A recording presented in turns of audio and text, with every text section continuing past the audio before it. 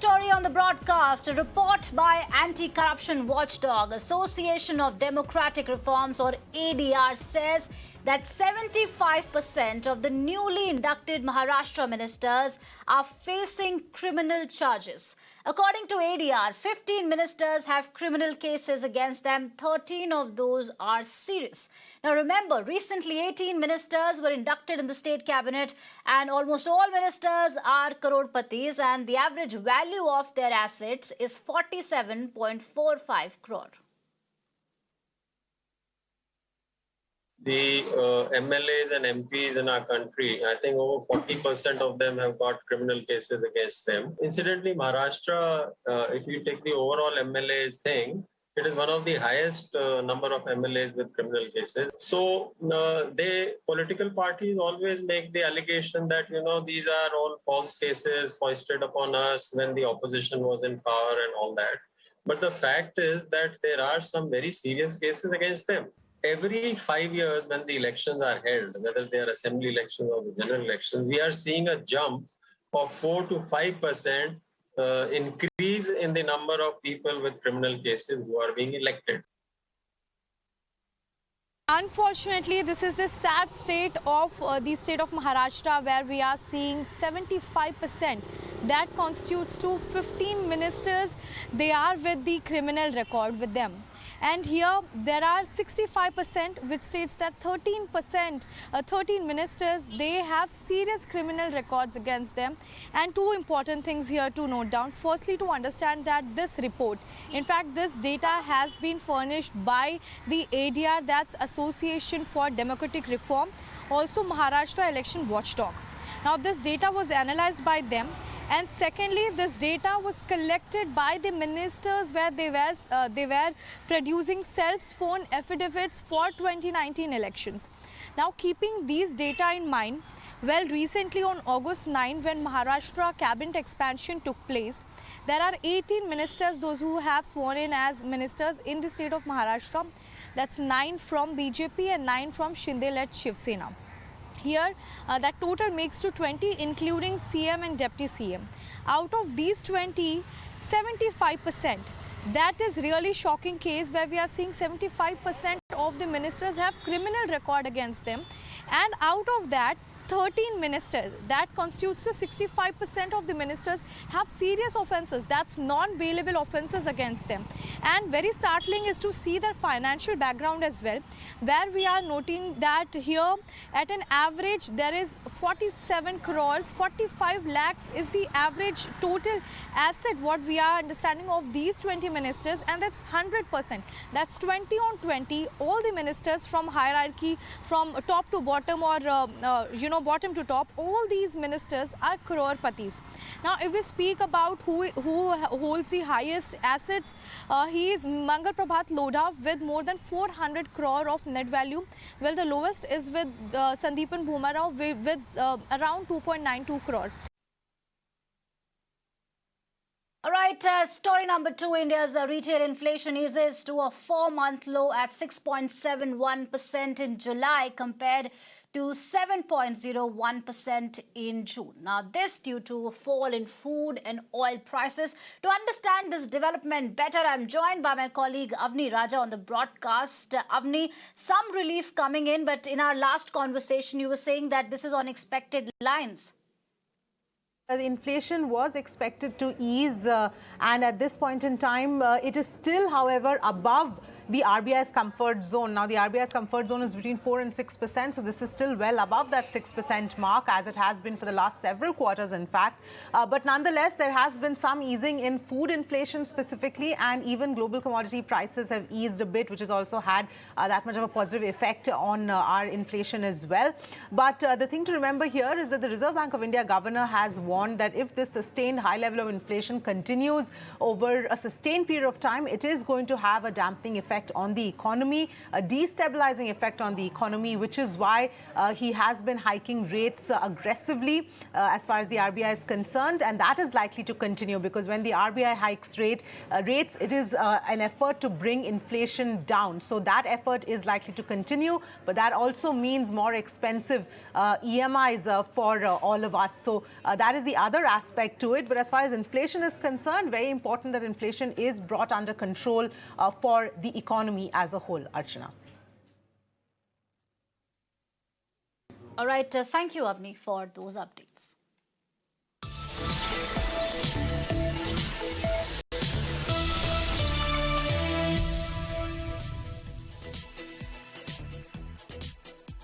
All right, breaking inputs coming in. Author Salman Rushdie has been attacked in New York, this during an event.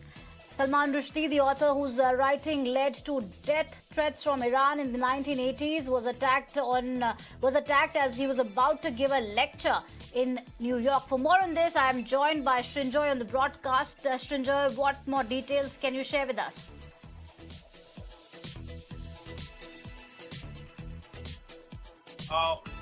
With kind of worry for perhaps now 40 years, or at least close to 40 years. And it's finally happened since that fatwa that came up from Iran in the late 80s after he wrote the satanic verses.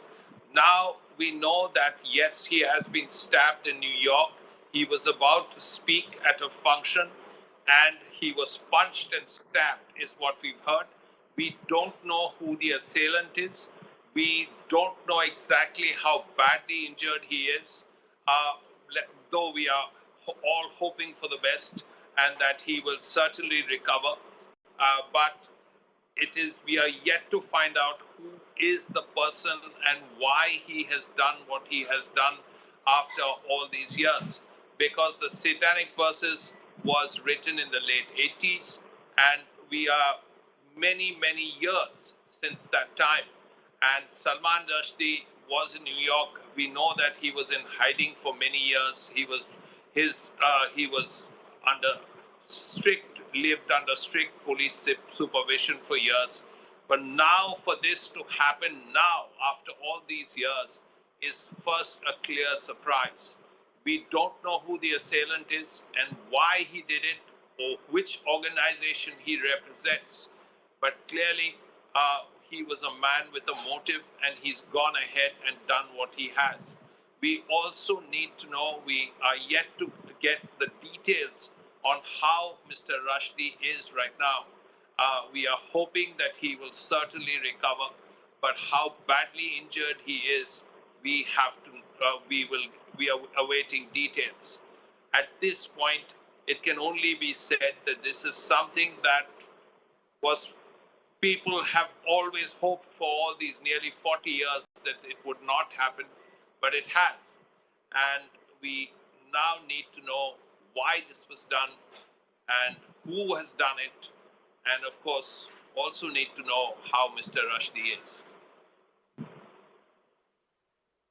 Absolutely. Thank you so much, Srinjoy, for those updates.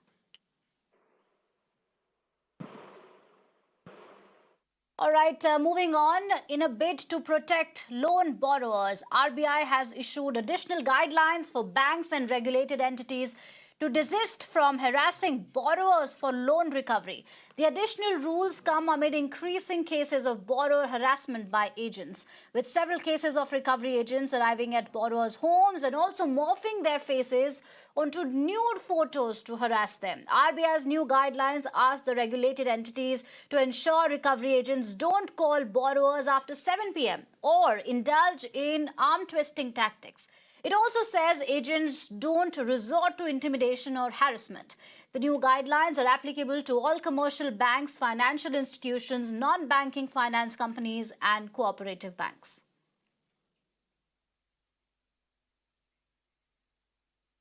Moving on, the University Grants Commission is working on a proposal to integrate engineering and medical entrances onto the Common University Entrance Test. As per a report, the UGC chief has said that instead of appearing for 4 subjects, maths, physics, chemistry and biology in 3 examinations, students can take the exam once. The higher education regulator is working out a panel to deliberate with different stakeholders to reach a consensus.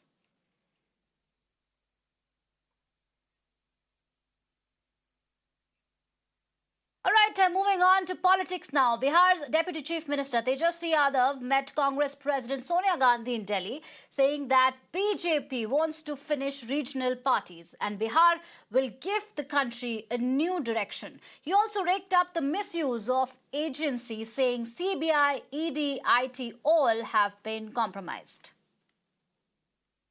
सामाजिक तनाव, सांप्रदायिक तनाव जो हिंदू मुसलमान की लड़ाई लगवा करके इस देश में जो लोग राज करना चाहते हैं, जहां हमारा संविधान लोकतंत्र खतरे में है और साथ ही साथ आप कह सकते हैं जो भाईचारा जो हमारा जो बिगाड़ने की कोशिश कर रहे थे, गंगा जमुना तहजीब जो बिगाड़ने चाहते थे, एक बार फिर से बिहार ने ये काम करके दिखाया है, देश को एक नया दिशा देने का काम किया है।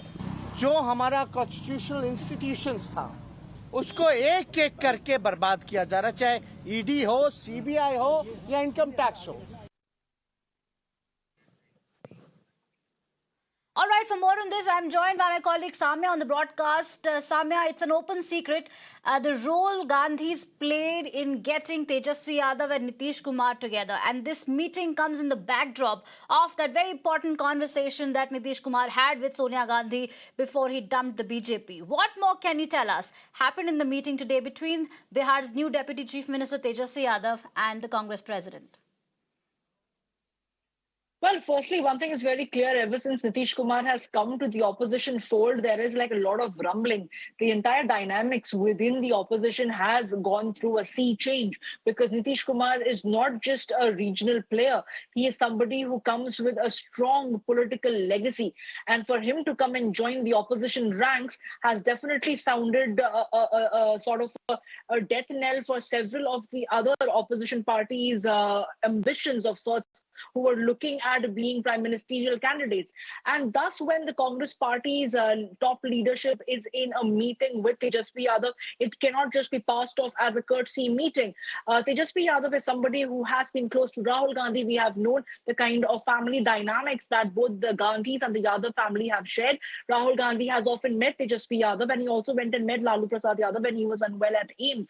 And that is the reason why if the Congress party really have to place their bets on somebody in Bihar, it has to be Tejashwi Yadav and not so much of Nitish Kumar, because remember when the Mahagathbandhan had come around first time around, both the Congress and the RJD were left red-faced when Nitish decided to go and stitch the alliance with the BJP. Now, of course, there is a prime ministerial ambition in Nitish Kumar, and so does Tejashwi Yadav has a CM-ship's ambition as well. So a lot of rumblings are definitely happening within the opposition rank, but come 2024, it's going to be immensely difficult for the UPA chairperson Sonia Gandhi, who he was meeting today, to be able to take all warring heads together. Whether at all there's going to be a semblance amongst the opposition parties, we do not know that as yet. But that one thing is very clear, that the fact that Nitish decided to dump the BJP and stitch an alliance with the RJD and the Congress party has rattled the BJP. So this is something that the Congress party and the RJD is going to use to their benefit, and they will try to sustain this momentum up until 2024 with Nitish at helm. But will this be replicated in other states as well? Will the other regional players and will the other opposition party leaders show similar faith in Nitish's leadership? Under him, the opposition could come together. That is a larger question. But of course, of course, Tejashwi Yadav today met Sonia Gandhi, and along with him was Manoj Jha, the Rajya Sabha MP from RJD, and they have spoken about how they have managed to pull this entire operation of sorts, which took the BJP by surprise. It all happened very swiftly, from deciding upon dumping the BJP to stitching alliance with the RJD and the Congress party to tendering resignation to the new swearing-in that took place. It all happened within 48 hours, and the BJP really was taken by surprise. So we have to wait and see how there's a new entrant into the opposition, Nitish Kumar's entry into politics is going to bring about any dynamics of politics between the Congress and the RJD per se. Because very clearly, as I've mentioned, that the relations of Gandhi family and the Yadav family go back a long time. And from Lalu Prasad Yadav and Sonia Gandhi working together to now Tejashwi Yadav and Rahul Gandhi, the second ranked generation of the oppositions are now coming together and taking center stage. So, of course, we have to wait and see what comes out. As of now, today's meeting was purely for courtesy exchange. Tejashwi Yadav was over here also to meet his father. And remember, Rahul Gandhi is in keeping too well, and that's the reason why he went and met the Congress president, who also happens to be the UPA chairperson. Yes. Yes. Samia, if I may ask you a follow-up question on this, there are a lot of, the portfolio allocation is being keenly watched. It's expected that the RJD is expecting a lion's share of berths because despite having more numbers in the assembly, Deputy Chief Minister is Tejashwi Yadav and of course the Chief Minister is Nitish Kumar. But as a compromise, is RJD expected to get more portfolios when these berths are allocated? Well, firstly, as far as the Congress party stands, they have all of 19 MLAs.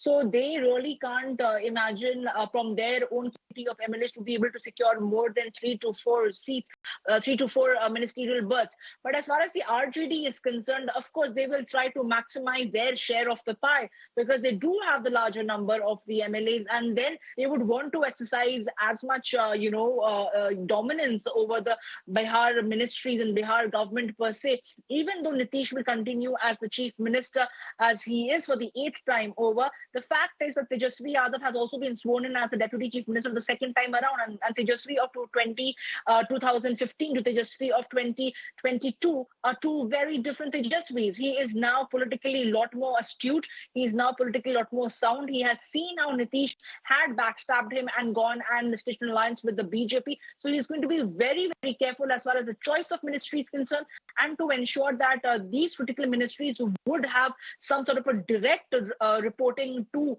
Tejashwi Yadav per se. So he's going to watch it very, very carefully because as far as the politics is concerned, you really cannot place your bets on anybody for a long time. Politics and people in politics, they often change.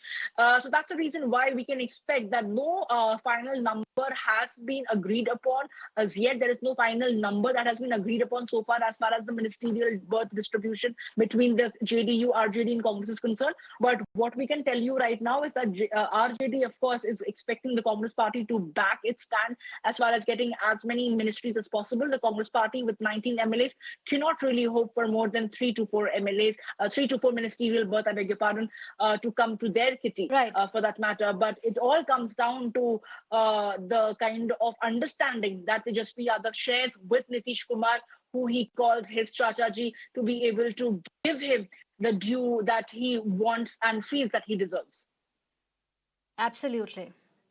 Yes, an interesting comment there today by Tejashwi saying that we fought Nitish Kumar ji and we fought, but we fought like a family. Thank you so much, Samia, for joining us on the broadcast.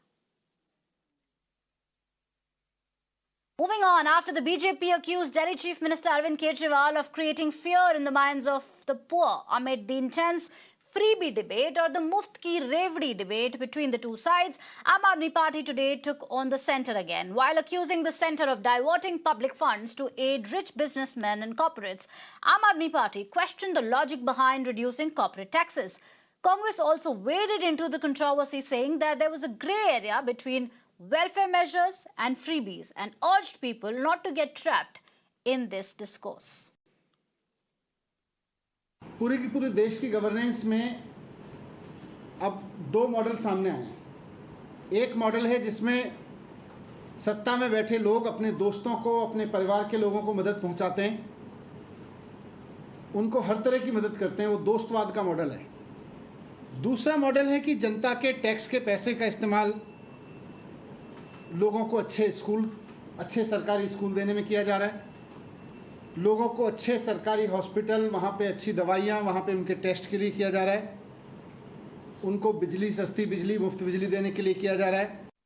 Arvind Kejriwal ji के झूठे वादे और ये जो freebies की कहानी अरविंद केजरीवाल जी कहते रहते हैं, उसके विषय में बताना आवश्यक है। बंधुगण, अरविंद केजरीवाल जी का एक ही मत है, एक ही उद्देश्य है, कैसे भी करके आम आदमी पार्टी और अरविंद केजरीवाल जी की प्राधान्यता स्थापित हो देश में, उनके एम्बिशंस फुलफिल हो, उनकी महत्वाकांक्षा आगे बढ़े। इसलिए झूठ दिन पर दिन किस प्रकार से वो परोस रहे हैं, ये हम देख रहे हैं। Both Aam Aadmi Party and BJP, their promises are jhoot ki gatri promises. We are categorically against the jhoot ki gatri culture. We are not against Manrega. In fact, Prime Minister made a fun of Manrega. But during pandemic, Manrega was the scheme which had helped the government. We are not against giving some small assistance to the poor people. But when everybody is talking about Muft ki Revdi, why we are not talking about 7.27 lakh crore rupees of loan written off in last 5 years by public sector banks? Why we are not discussing that in 2019, because of corporate rate tax cuts, every year the negative impact to the exchequer is 1.45 lakh crore. When we are going to discuss all these things, Muft ki Revdi kharab, as per Modi ji. But मुफ्त की गजक आने दो और खाने दो। The politics over the newly coined term Revdi culture has once again getting intensified in the country, as today also the BJP and Aam Aadmi Party lashed out at each other, making severe allegations against each other. And firstly, the BJP come out in open and slammed the Aam Aadmi Party led Delhi government for making such promises to the people of this country and saying that they have brought in this new culture of Revdi politics in the country, harming the development of India. And after that, the Aam Aadmi Party made certain allegations against the BJP by saying that this is the dostwad politics which is being done by the BJP by waiving off the debts of their corporate friends and slamming other political parties for doing some welfare schemes for the common man of this country. And today, the Deputy Chief Minister Manish Sisodia has also held a press conference saying that we are witnessing two kinds of models in this country. One is of dostwad, which is being followed by the BJP, by in which they try to give help to their corporate friends by waiving off their debts and trying to help their personally to make them help in their businesses. But on the other hand, there is Aam Aadmi Party who is trying to give welfare schemes to the common man of this country so that they can flourish more, the country can be developed in a better form. And Manish Sisodia has also said that the BJP and particularly Finance Minister Nirmala Sitharaman should see the data given of the developed countries all across the world, as they are the ones who invest in the citizens of the country by making more and more help in the education sector and in the health sector. And that is what the Aam Aadmi Party is also trying to do. And apart from that, the Rajya Sabha MP of Aam Aadmi Party Sanjay Singh has also come out in open and he has challenged the finance minister to come forward and debate on this whole matter. All right, nearly after over 3 decades, Kashmir is all set to get its first multiplex that will finally allow locals to watch movies on a big screen. The Dhar family and Inox, one of the major film distributors and theatre chains, worked together to create this multiplex, which is going to be open to public in September. Nearly after 3 decades, Kashmir is all set to get its first cinema hall. Right now we are in Srinagar, inside a cinema hall, inside a multiplex that is under construction at the moment. This multiplex is in Shivpura area of Srinagar and is owned by the Dhar family.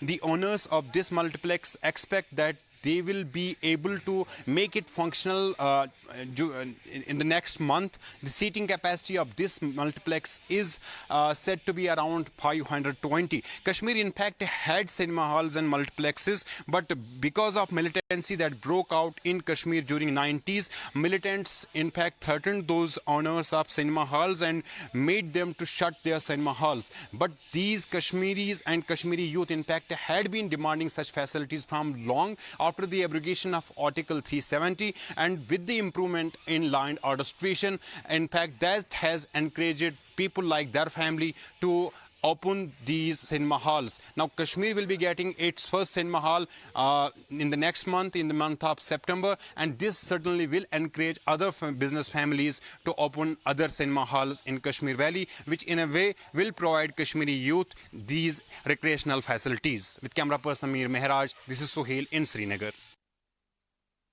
Sir, ये काम कोई 3-4 साल पहले शुरू हुआ और इस वक्त अगर आप देखेंगे हमारी टीमें सब सारे कंट्री से आई हुई हैं सब, तो ये क्या करते हैं, स्पीकर की टीम अलग होगी, स्क्रीन की टीम अलग होगी, कंसेशन एरिया की टीम अलग होगी, मार्बल की अलग होगी. अब ये सारे फाइनल स्टेजेस में सबका सब इकट्ठे हो रहा है सर. तो मुझे लगता है कि सितंबर में गॉड विलिंग आप पिक्चर देख पाएंगे. Welcome back. Sources say that Mumbai police had gone to actor Ranveer Singh's house with a notice as far as the nude photo shoot controversy is concerned. But after reaching his residence, they learned that he's not in the city. So this is the update that we are getting on this story. Arunil is joining us for more on this. Arunil, what is the nature of the notice that the Mumbai police intends on serving Ranveer Singh? Well, we all know that an FIR was registered against actor Ranveer Singh for allegedly hurting the sentiments of women and also basically for putting adulterated content on with respect to the nude photo shoot that Ranveer Singh had done for a magazine. Now, Mumbai police officers had gone to his residence basically to serve him a notice, but he was not there at his place. Ranveer Singh has been communicated to come to the police station on August 22nd. That's when his statement will be recorded by the Mumbai police. After a complaint that was filed by a woman, her lawyer had also spoken at that time, saying that the photo shoot that Ranveer Singh had done, pictures of which he had put on his social media account as well, they basically were they hurt sentiments of women, and also several other allegations were being raised against the photo shoot of Ranveer Singh. And now the content was also called as adulterous by the said complainant. Now, Ranveer Singh has been asked to appear on August 22nd by the Mumbai police, and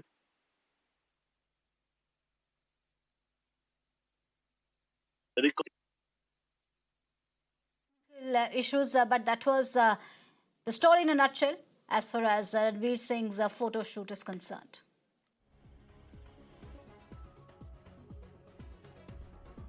Moving on, the Supreme Court has extended the date for the demolition of Noida Twin Towers to August 28 from August 21.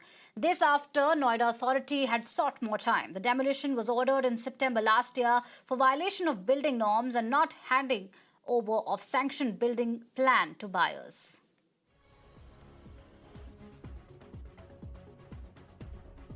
Moving on, Johnson & Johnson has announced its intention to discontinue sales of its talc-based baby powder products globally from 2023. Raksha Bihani has more details.